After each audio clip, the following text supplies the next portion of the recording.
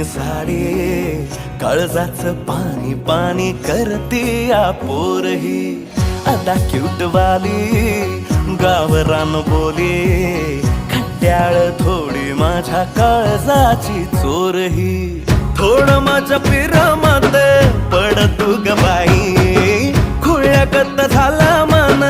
तुझ्याच बाई आता मला लागली या लग्नाची घाई नाही आता बोलू नको अग माझी राणी होशील का या बठ्याची सोबर घरवाली